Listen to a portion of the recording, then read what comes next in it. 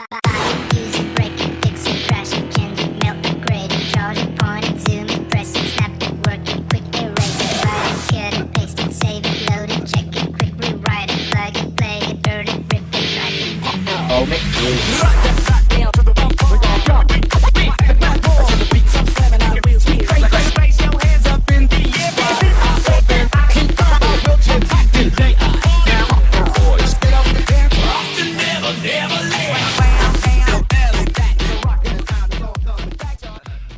All right, so we're ready to do another video today. Hey, today we're gonna be making a square I say.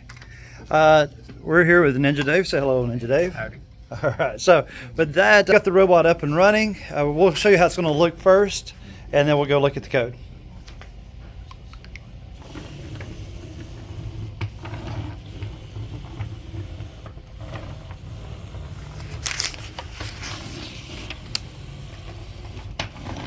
Voila, very nice. And even makes a pretty little square in there, nice. And so let's take a second and look at the code. Okay, you can pause here if you'd like to. All right, Dave, could you kind of talk us through what's going on? Alright, so the robot has to move forward a certain amount of feet, well, inches, before it will turn.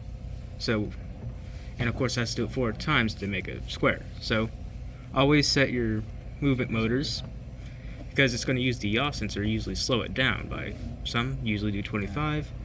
Then you move it by how many inches, centimeters you want. And once it moves that distance, stop it. Then you have to set your yaw angle. So where it's facing is 0. Now, where you turn, you have to have it repeat until your yaw angle is greater than 85 if you want a 90-degree angle, because the thing tends to overshoot. And then you have a way to turn it.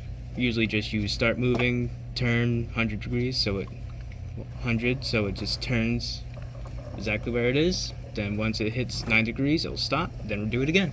So dealing with these robots, you know, we're playing around with the sensors, and we're using those to be able to determine where we're at.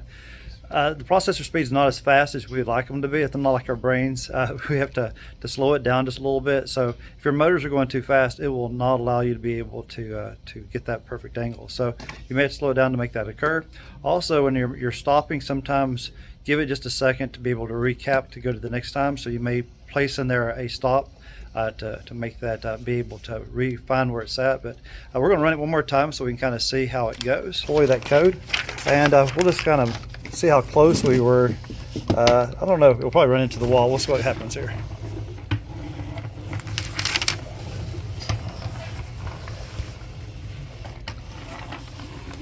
Let's see if it'll land back on the line. Pretty close. I like it. Remember, all built-in gyroscope, and so it's capable of doing it. So now, Dave, if you want to do this thing multiple times, we'll say make the square 3 times, how would you change the code to make that happen? I'm putting you on the fly.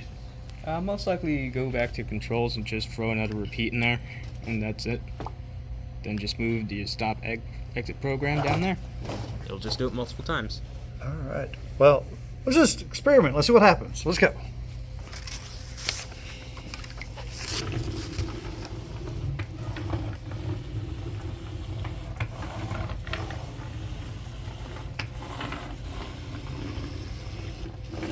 There's 1.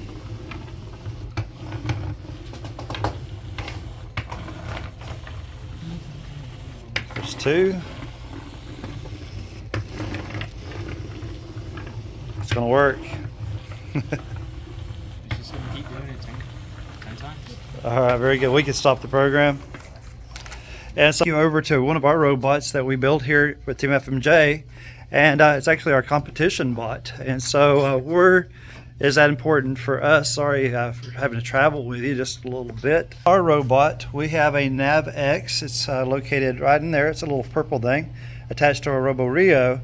And basically what that allows us to be able to do is to know exactly where the robot is as far as its angle, and to be able to control how it's going to be able to line up with these April tags here So it's capable of either shooting into there or dropping it into there. And so when we're targeting with these rings, it has to be able to kind of know where it's at. And as I said, on our robot, what allows us to be able to do that is that. Now the April tags, of course, on our robot, we don't have those in location just yet, but we're working on that. There's a camera right there, and that camera will allow us to be able to kind of see the April tags and to adjust where we're at.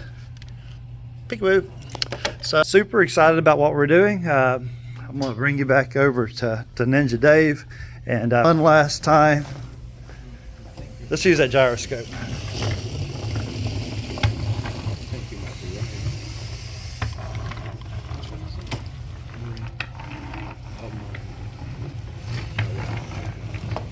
Very cool. Thanks again, Ninja Dave. All right, see ya.